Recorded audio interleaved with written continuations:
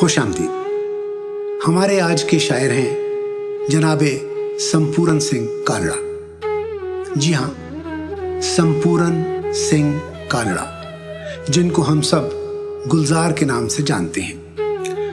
ابھی چند روز قبل یعنی 18 اگست 2020 کو ان کی سالگرہ تھی۔ وہ 86 برس کے ہو گئے ہیں۔ گلزار 18 اگست 1934 کو دینا جہلم میں پیدا ہوئے، جو اس وقت پاکستان میں ہے۔ ان کے والد کا نام مکھن سنگھ کالڑا تھا اور وہ ایک معمولی دکاندار تھے۔ ابھی آپ دودھ پیتے بچے تھے کہ آپ کی والدہ کا انتقال ہو گیا۔ ذرا بڑے ہوئے تو سوتیلی ماں کا سلوک اچھا نہیں تھا، جس کی وجہ سے اپنا زیادہ تر وقت والد کی دکان پر گزارتے تھے۔ نصابی سرگرمیوں سے کوئی خاص دلچسپی نہیں تھی، اسی لیے انٹرمیڈیٹ میں فیل ہوئے، لیکن ادب سے لگاؤ تھا اور رابندر ناتھ ٹیگور اور شرت چند ان کے پسندیدہ ادیب تھے۔ 1947 میں تقسیم ہند کے بعد گلزار کے والدین پہلے امرتسر اور اس کے بعد دہلی آ کر آباد ہوئے۔ والد کی معاشی حالت اس قابل نہیں تھی کہ وہ گلزار کی تعلیم کا خرچ برداشت کر سکے، اس لیے گلزار کو دہلی میں ایک پیٹرول پمپ پر ملازمت کرنا پڑی۔ کچھ عرصے میں قسمت ان کو بمبئی لے آئی۔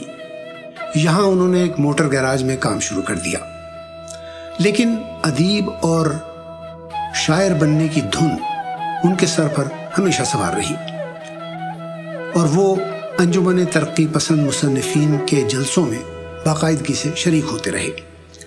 اس طرح انہوں نے بمبئی کے ادبی حلقوں میں اپنا اثر و رسوخ بنایا۔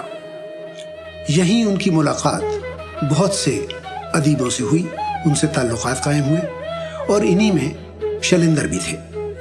شیلیندر اس وقت فلمی دنیا میں ایک جانے مانے گیتکار تھے۔ 1960 کا ذکر ہے جب مشہور فلم ساز بمل رائے اپنی فلم بندنی بنا رہے تھے۔ ان کے موسیقار ایس ڈی برمن تھے اور گیتکار شیلیندر۔ کسی بات پر شیلیندر اور ایس ڈی برمن میں انبن ہو گئی اور شیلیندر ان سے ناراض ہو بیٹھے اور انہوں نے ان کے لیے گیت لکھنے سے انکار کر دیا۔ لیکن انہوں نے بمل رائے کو سفارش کی کہ وہ گلزار سے گیت لکھوائیں۔ قدر تأمل کے بعد بمل رائے نے گلزار سے اپنی فلم بندنی کے لیے گیت لکھوایا اور وہ گیت بعد میں بہت مشہور ہوا۔ اس کے بعد باقی تمام گیت شیلیندر ہی نے لکھے، کیونکہ ان کے تعلقات برمن سے استوار ہو گئے تھے۔ مگر اس کا فائدہ یہ ہوا کہ بمل رائے نے گلزار سے کہا کہ آپ یہ موٹر گیراج کی نوکری چھوڑ دیجئے اور میرے اسسٹنٹ ہو جائیے۔ اس طرح وہ بمل رائے کے اسسٹنٹ بنے اور ان کا فلمی دور شروع ہوا۔ جس زمانے میں گلزار بمل رائے کے اسسٹنٹ کے طور پر کام کر رہے تھے تو ان کی ملاقات مینا کماری سے ہوئی۔ مینا کماری اس وقت بمل رائے کی فلم بے نظیر کی ہیروئن تھی۔ مینا کماری سے گلزار کے تعلقات رفتہ رفتہ بڑھتے گئے اور پھر نامعلوم بلندیوں کو چھونے لگے۔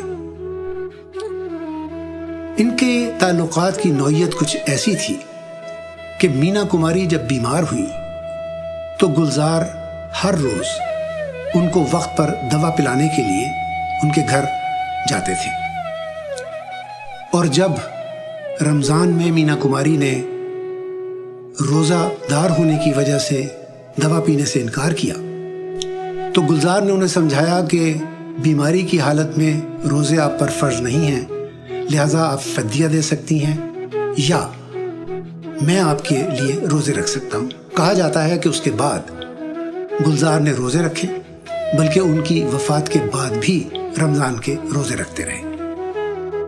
مینا کماری کے انتقال کے بعد 15 مئی 1973 کو گلزار نے اداکارہ راکھی سے شادی کر لی، جن سے ان کی ایک بیٹی ہے جن کا نام ہے मेघना गुलजार उर्फ बोस्की। मेघना ने न्यूयॉर्क यूनिवर्सिटी से फिल्मबंदी की तालीम हासिल की और आज वो एक कामयाब हिदायतकारा हैं। मेघना की पैदाइश के कुछ ही अरसे बाद राखी और गुलजार की अलहदगी हो गई, लेकिन तलाक आज तक नहीं हुई। गुलजार को हम शायर, अदीब, अफसाना निगार, फिल्मी स्क्रिप्ट राइटर, गीतकार और ना जाने किस किस हैसियत से जानते हैं, लेकिन ये हकीकत है कि वो खुद को शायर और अदीब की हैसियत से ज़्यादा तस्लीम कराना चाहते हैं, क्योंकि वो जानते हैं कि पक्की रोशनाई से कागज़ पर लिखे हुए लफ्ज़ की उम्र सेलुलाइड पर चलने वाली तस्वीर और आवाज़ों से कहीं ज़्यादा होती है। इसीलिए फिल्मी दुनिया में होते हुए भी गुलजार ने अदब को बड़ी संजीदगी से लिया। शुरू में वो गुलजार दीनवी के नाम से शायरी करते थे, उसके बाद सिर्फ गुलजार रह गए। इब्तिदा में उनकी तख्लीक़ात पाकिस्तानी रिसालों में शाया होती थी और रिसाला फ़नून के मुदीर जनाब अहमद नदीम कासमी ने उनकी ख़ास तौर पर बहुत सरपरस्ती की और रहनुमाई की। वो अहमद नदीम कासमी को बाबा कहते थे और उनके बहुत ज़्यादा अक़ीदतमंद थे। गुलजार अदब के मैदान में नई नई मंजिलें तय करते रहे हैं। उन्होंने नज़्म में एक नई सिन्फ ईजाद की जिसे तरवीनी का नाम दिया गया है। ये 3 मिसरों पर मुश्तमिल मुक़फ़्फ़ा नज़्म होती है। गुलजार ने उर्दू और पंजाबी दोनों में शायरी की, अफसाने भी लिखे। उनके अफसाने रावी पार के नाम से शाया हुए। इसके अलावा उनको ज़िंदगी में बहुत से फिल्मी और गैर फिल्मी अवार्ड से नवाजा गया, जिनमें भारत का तीसरा बड़ा सिविलियन अवार्ड यानी पद्म भूषण भी शामिल है, जो उनको 2004 में दिया गया। कुछ अरसे से वो बच्चों के लिए नज़्म और नस्र में भी काम कर रहे हैं। इसके अलावा माजूर बच्चों का एक इदारा आरोशी और तालीम के लिए एक NGO एकलाविया के भी मेंबर हैं। नाज़रीन, सच तो ये है कि गुलजार को जो इज़्ज़त, शोहरत और मकबूलियत से अपनी ज़िंदगी में हासिल हुई, वो बहुत कम लोगों को नसीब होती है। इस वक्त मैं आपकी खिदमत में उनकी एक गज़ल पेश कर रहा हूँ। शाम से आँख में नमी सी है, शाम से आँख में नमी सी है, आज फिर आपकी कमी सी है। दफन कर दो हमें कि सांस आए,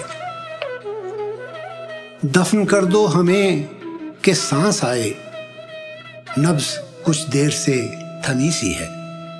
कौन पथरा गया है आँखों में, कौन पथरा गया है आँखों में, बर्फ पलकों पे क्यों जमी सी है। वक्त रहता नहीं कहीं टिक कर, वक्त रहता नहीं कहीं टिक कर, आदत उसकी भी आदमी सी है। आइए रास्ते अलग कर लें, आइए रास्ते अलग कर लें, ये ज़रूरत भी बाहमी सी है। शाम से आँख में नमी सी है, आज फिर आपकी कमी सी है।